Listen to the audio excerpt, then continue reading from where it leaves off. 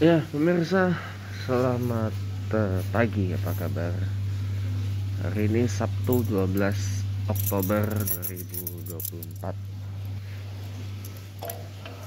Ya, masih dalam serial pembahasan riset Indonesia yang kali ini kita membahas tentang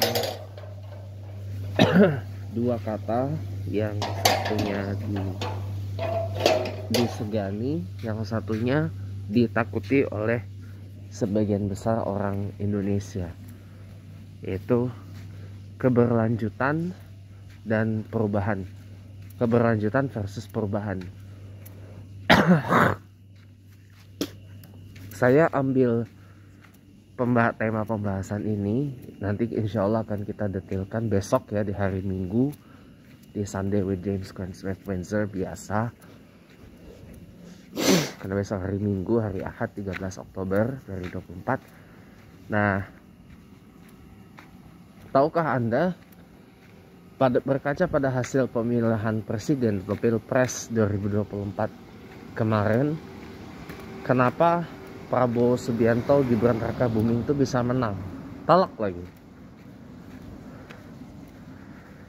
Bukan hanya sekedar karena didukung Jokowi dan keluarga atau didukung koalisi besar, bukan karena meddling atau cawe-cawe intervensinya dari Presiden Jokowi, tapi juga karena ada satu kata yang menyebabkan itu. Apa? Keberlanjutan. Kan Pak Jokowi sendiri mengatakan yang namanya kepemimpinan, leadership itu bukan seperti kayak kita ngisi bensin di SPBU Pertamina misalkan, dimulai dari nol, mulai lagi dari awal. Tapi seperti kita sekolah, berkelanjutan, berjenjang, jenjangnya berlanjut dari TK, dari SD, SMP, SMA, strata 1, strata 2, strata 3 gitu kan.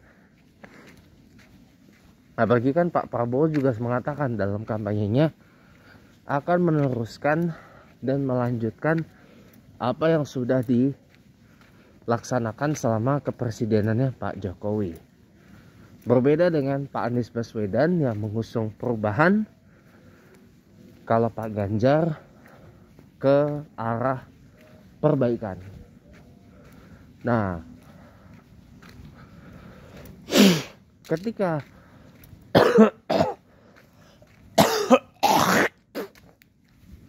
dua P ini bertemu, dua P ini digemakan di masyarakat Indonesia ya, sebagian besar masih ada yang takut.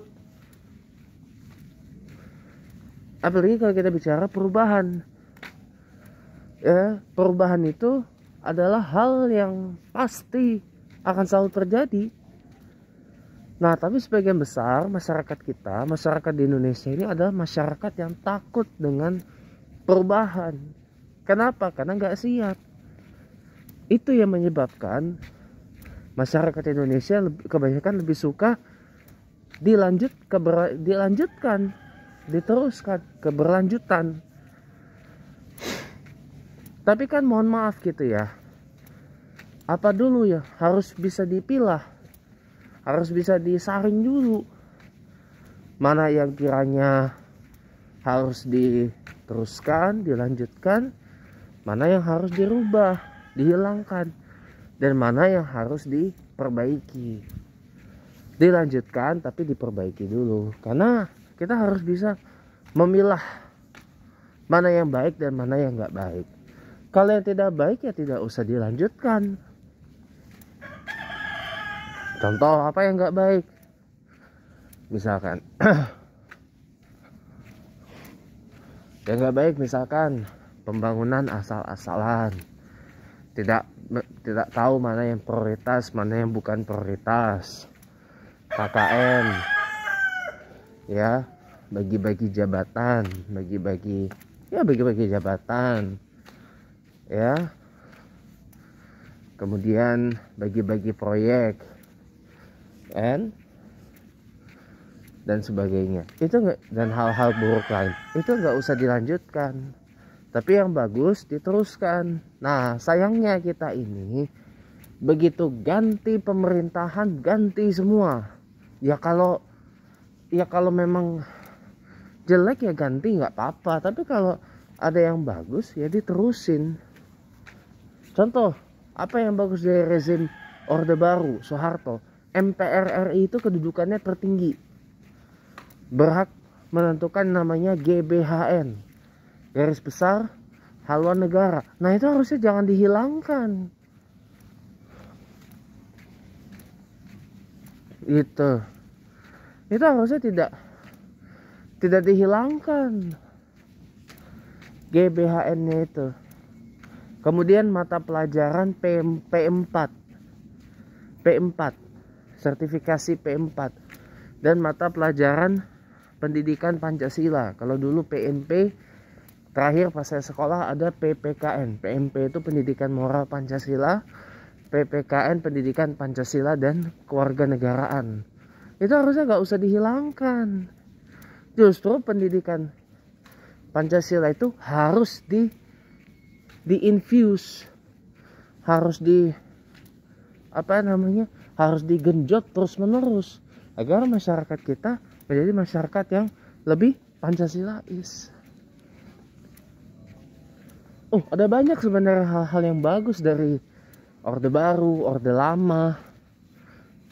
Termasuk di era Bung Karno, Orde Lama yang bagus itu apa? Pembangunan karakter, pembangunan SDM, pendidikan karakter, menciptakan karakter manusia Indonesia yang tidak imitator, tidak meniru, mencontek bangsa lain, menciptakan karakter bangsa Indonesia yang tidak inferior.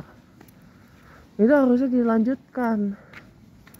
Oke lah, mungkin tidak dilanjutkan di era Pak Harto sama 32 tahun, tapi kan di era reformasi itu bisa dihidupkan kembali. Ya, jadi dilihat dulu mana yang bagus dari pemerintahan sebelumnya, kita terusin. Tapi kalau yang nggak bagus tidak usah diteruskan gitu. Kalau cara bernegara, bermasyarakat, kepemimpinan yang benar itu seperti itu. Dipilah, disaring, difilter mana yang baik dan mana yang nggak baik itu. Jangan semuanya diterbes, ganti semua. Kalau yang baik diterusin, kalau yang nggak baik, kalau masih bisa diperbaiki biar bagus. Kalau nggak bisa diperbaiki, baru kita ubah semuanya gitu. Terima kasih teman-teman, selamat berakhir pekan.